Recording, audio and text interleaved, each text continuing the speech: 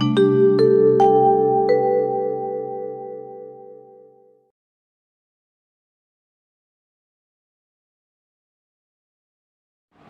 Morning class. आज हम विराम चिन्हों का अध्ययन करेंगे। विराम चिन्हों के अध्ययन से पहले हम यह जान लेते हैं कि विराम चिन्ह किसे कहते हैं। लेखक के भावों और विचारों को स्पष्ट करने के लिए जिन चिन्हों का प्रयोग वाक्य अथवा वाक्यों में किया जाता है उन्हें विराम चिन्ह कहते हैं। डियर स्टूडेंट्स, विराम का शाब्दिक अर्थ होता है ठहराव। लेखन मनुष्य के जीवन की एक विशेष मानसिक अवस्था है। लिखते समय लेखक कहीं थोड़ी देर रुकता है, ठहरता है और कहीं पूरा विराम लेता है। इसी कारण लेखक समय समय पर लेखन कार्य में विराम चिन्हों का प्रयोग करता रहता है। यदि इन चिन्हों का उपयोग न किया जाए तो भाव अथवा विचार की स्पष्टता में बाधा पड़ेगी। पाठक के भाव बोध को सरल और सुबोध बनाने के लिए विराम चिन्हों का प्रयोग किया जाता है।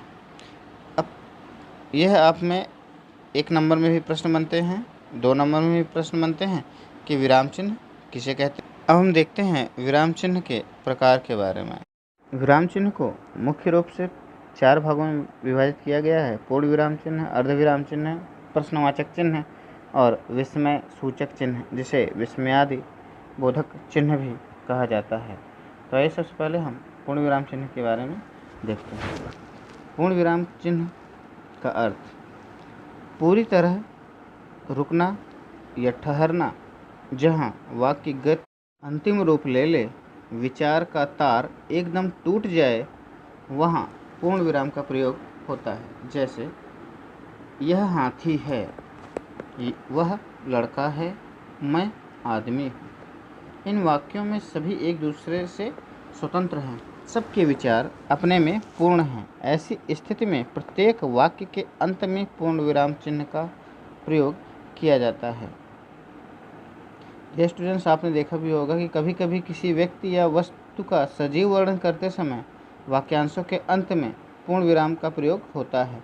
जैसे मान लीजिए उदाहरण के रूप में, गोरा रंग, सिर पर बाल ना अधिक बड़े ना अधिक छोटे। यहाँ व्यक्ति की मुख मुद्रा का बड़ा ही सजीव चित्र कुछ चुने हुए शब्दों तथा वाक्यांशों में खींचा गया है। प्रत्येक वाक्यांश अपने में पूर्ण और स्वतंत्र है। ऐसी स्थिति में पूर्ण विराम का प्रयोग किया जाता है।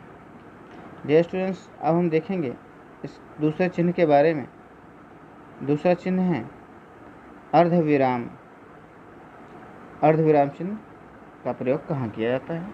यदि एक वाक्य या वाक्यांश के साथ दूसरे का दूर का संबंध बतलाना हो तो वहाँ अर्धविराम का प्रयोग होता है। इस प्रकार की वाक्य रचना में वाक्यांश एक दूसरे से स्वतंत्र होते हुए भी एक वाक्य के अंतर्गत होने के कारण एक दूसरे से संबंध रखते हैं। ऐसे वाक्यांशों में अर्धविराम लगाकर एक को दूसरे से अलग किया जाता है। कुछ उदाहरण इस प्रकार हैं, जैसे वह एक धूर्त आदमी है, फिर आपने अर्धविराम का चिन्ह लगाया, ऐसा उसके मित्र भी मानते हैं। ध्यान दीजिएगा उदाहरण, वह एक धूर्त आदमी है, ऐसा उसके मित्र भी मानते हैं।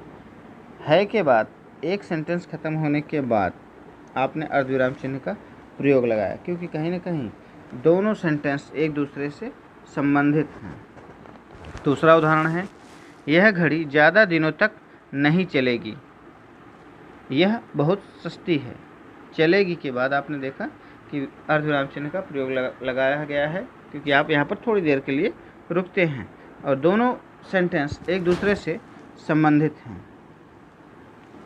अब हम देखते हैं कि इसका तीसरा चिन्ह कौन सा है। तीसरा चिन्ह है प्रश्नवाचक चिन्ह। जैसा कि नाम से ही पता चल रहा है कि इसमें प्रश्न पूछा जाता है, तो प्रश्नवाचक वाक्य के अंत में इस चिन्ह का प्रयोग किया जाता है, जहां प्रश्न करने या पूछे जाने का बोध होता है। जैसे, क्या आप दिल्ली से आ रहे हैं? या फिर यह कह सकते हैं कि जहां स्थिति निश्चित ना हो वहाँ भी प्रश्नवाचक चिन्ह का प्रयोग होता है। जैसे आप शायद पटना के रहने वाले हैं, तो सेंटेंस के अंत में, वाक्य के अंत में हम प्रश्नवाचक चिन्ह का प्रयोग करेंगे। चौथा और अंतिम चिन्ह है विस्मय सूचक या विस्मयादिबोधक चिन्ह। इसका प्रयोग हर्ष, विषाद, विस्मय, घृणा, आश्चर्य, करुणा, भय इत्यादि भाव में व्यक्त करने के लिए निम्नलिखित स्थितियों में प्रयोग कर सकते हैं। जैसे आह्लाद सूचक शब्दों में पदों और वाक्यांश के अंत में इसका प्रयोग होता है। जैसे वाह तुम्हारे क्या कहने, तो वाह के बाद आप विस्मयादिबोधक चिन्ह आप देख सकते हैं स्क्रीन पर कैसे चिन्ह का प्रयोग किया गया है। तो विस्मयादिबोधक चिन्ह का प्रयोग करते हैं।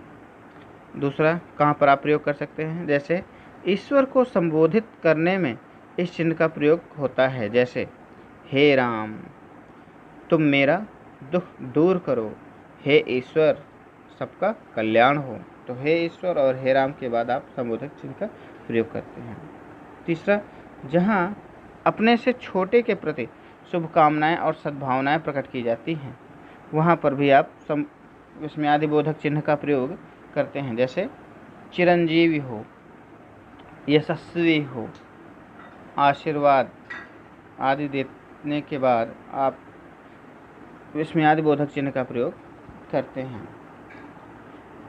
जहाँ मन की खुशी व्यक्त की जाए, वहाँ भी आप विस्मयादिबोधक चिन्ह का प्रयोग कर सकते हैं। जैसे वाह वाह, आह, अरे वाह, वहाँ पर आप विस्मयादिबोधक चिन्ह का प्रयोग करते हैं।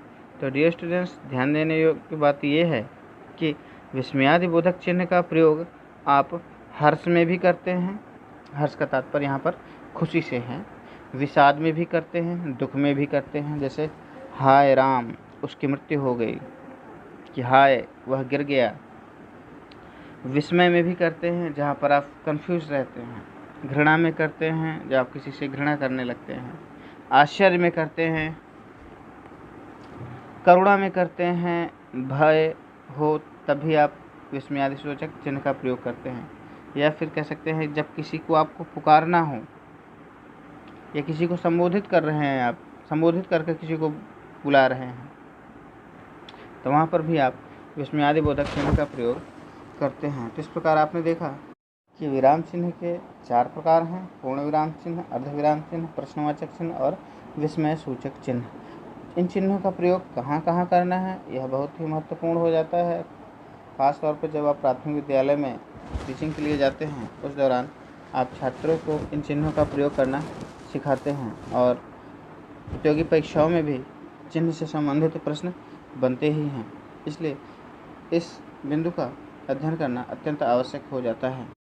जी स्टूडेंट्स, अगले नए वीडियो में हम पुनः नए बिंदु के साथ फिर उपस्थित होंगे। धन्यवाद।